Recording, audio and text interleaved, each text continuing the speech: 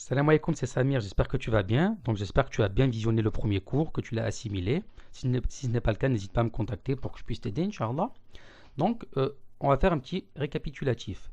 Dans le premier cours, on a vu que les catégories du mot étaient de trois. Anwa'ul kalima thalatha. Ismun, le nom, fi'lun, le verbe, harfun, la particule.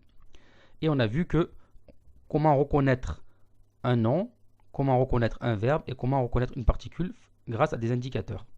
Et on a vu ensuite des exemples tirés du Coran pour appuyer cela. Maintenant, on va commencer le deuxième cours qui est Al-Nakiratu ou Al-Ma'rifatu, qui est l'indéfini et le défini. Alors, Al-Ma'rifatu. Al-Ma'rifatu, c'est quoi le défini? Kullu ismin yadullu ala shay'in mu'ayyan wa hiya sab'atu anwa'. Donc, le défini, c'est tout nom qui indique une chose précise et elle est de 7 catégories. Donc il y a 7 catégories de choses, de trucs qu'on peut voir qui permettent de reconnaître qu'un nom est ma'rifa, c'est-à-dire défini, déterminé. Ad-damir, et donc certains que je vais citer ici, on va le voir dans les prochains cours, Inch'Allah. Mais ce que tu retiens, c'est ce que je vais te dire là, Inch'Allah. Même si tu ne comprends pas parce que tu ne l'as pas encore étudié, ce n'est pas grave, c'est juste le fait que tu comprennes qu'est-ce que c'est un défini. Un défini, à la base, on va commencer par la base, al-mu'arraf bi-al. On va commencer par ici puisque c'est la base. Al-mu'arraf bi-al, c'est-à-dire qu'un mot qui accepte le alif et le lem, c'est un défini. Par exemple, là, on a le alif et le lem. As-sayfu, qui signifie l'épée. Al-qalamu, on voit le alif et le lem, le stylo.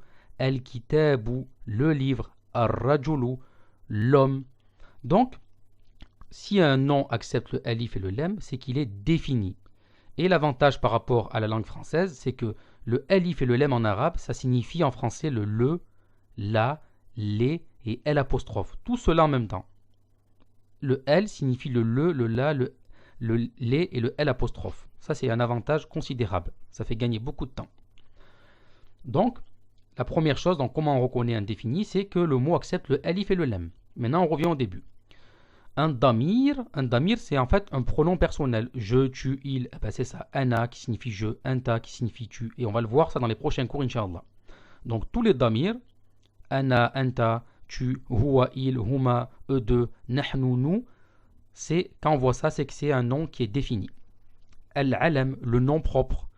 Donc Ahmed, Souad, Dubaï, Mecca, la ville de Mecca, le Koweït. Tous ces noms propres là sont définis. Ma'rifa. Ismul ishara, c'est des noms démonstratifs quand on dit ceci, cela, etc. Comme là, hada, hadihi, hadani, hatani, haula'i. Tout ça, c'est des noms démonstratifs. Et à chaque fois que tu rencontres un nom démonstratif, tu sais que c'est quoi? C'est un ma'rifa, un défini. Al-ismul mawsoul. Donc, on a les noms, al-mawsoul, al-ladhi, qui signifie qui, comment dire, celui qui, allati, celui qui pour le féminin, alors que là c'est pour le masculin, etc. Donc à chaque fois que tu rencontres un ismul mawsoul, tu sais que c'est un ma'rifa indéfini.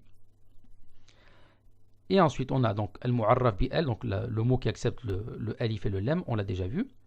Al-mu'arraf bin-nida, donc le fait que le mot accepte l'interpellation. Comme quand tu dis oh un tel, ben c'est ça. Pour dire oh un tel en arabe on dit ya rajul. Ya rajulu ça signifie oh homme. Ya ghulam, ô enfant. Ya insan, ô homme. Ya kita, ya katib, ô l'écrivain. Ben, à chaque fois qu'il y a cette particule-là de nida, d'interpellation, on sait que c'est défini. Et enfin, on a al-mudaf ila ma'rifa. Le mudaf, al-idafa, on va le voir, inshallah, dans les prochains cours aussi.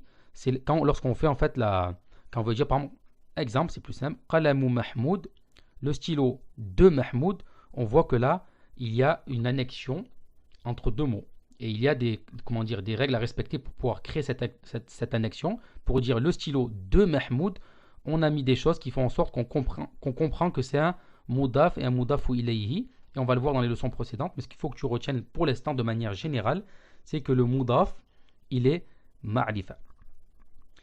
Et enfin, donc là, il y a donc pour un défini, un ma'rifa, il y a 7 catégories qu'on a vues. Et un nakira, l'indéfini, kullu ismin لا يدل على شيء محدد معين. Et l'indéfini, c'est le contraire. C'est tout nom qui n'indique pas une chose précise, tout simplement. Par exemple, insanun. On le reconnaît aussi souvent parce qu'il prend le tenwin à la fin. Insanun, ça signifie un homme, un être humain. Qalamun, un stylo. On n'a pas dit le stylo. C'est un stylo, c'est pas précis, on n'a pas dit lequel. Donc c'est pour ça que c'est indéfini, c'est pas précis. Kitabun, un livre, c'est indéfini. Si je rajoute le alif, le lam et je dis el kitabu, là ça signifie le livre. Donc là c'est défini. Mais là il n'y a pas de alif et de lam. Et en plus il y a un tenwin. Donc c'est un livre, kitabun, shajaratun, un arbre, etc. Voyons maintenant tout cela en détail dans le Coran. Par exemple, si on prend Surat Nas, que beaucoup d'entre vous je pense connaissent, Qul a'udhu bi rabbin nas. Le premier verset de Surat Nas. Allah il dit, dans le sens rapproché du verset, dit je cherche refuge auprès du Seigneur des hommes. Est-ce que le mot Nas, qui signifie les hommes de manière générale, prend le alif et le lam? Oui.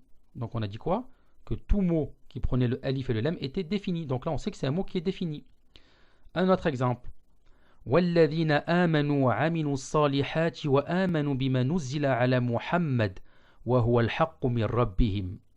Et donc là, on voit que Allah est dans le Coran, dans le sens rapproché du verset, et ceux qui ont cru et accompli de bonnes œuvres, et qui ont cru à ce à quoi c'est descendu sur Muhammad, que c'est la vérité venant de leur Seigneur. Là, on voit qu'il y a le quoi? Muhammad, c'est un nom propre. On a vu qu'un nom propre, comme ici, Al-Alam, Ahmad, Souad, etc., c'était défini. Donc on sait que ce terme-là est défini. Un autre exemple. Ma hadha illa basharu mithlukum ya'kulu mimma ta'kulun minhu wa yashrabu mimma tashrabun. Et Allah dit dans le Coran, et ce n'est qu'un homme parmi vous qui mange ce que vous mangez et qui boit ce que vous buvez. Hadha, qui est un ismu ishara, qui est un nom démonstratif, on a vu quoi? Que c'était ici.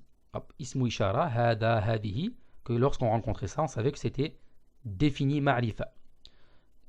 Et enfin, pour le indéfini, j'ai pas mis d'exemple parce que c'est tellement clair. Si tu vois un mot qui prend un tenwin et qui prend pas de alif et de lam, c'est indéfini, sauf si c'est un nom propre comme ici. Là, il n'y a pas de alif et de lam et il prend un tenwin, mais étant donné que c'est un nom propre, là, c'est sûr que c'est indéfini, attention. Puisque Muhammad, là, on parle d'un Muhammad précis qui est le messager d'Allah, sallallahu alayhi wa sallam. Voilà pour ce qui est du cours d'aujourd'hui. Donc aujourd'hui, on a vu quoi? Le défini et l'indéfini. On a vu que le défini, ça signifie quelque chose de précis et qu'il avait 7 catégories pour le reconnaître, et que l'indéfini, un nakira, c'était pour désigner quelque chose d'imprécis, quelque chose de pas défini, et on a vu que pour le reconnaître, il prenait le tenwin à la fin et qu'il ne prenait pas de alif et de lam, et on a vu des exemples tirés du Coran. Donc voilà pour cette vidéo, je te dis à très bientôt, Inch'Allah, pour le prochain cours. Salam alaikum.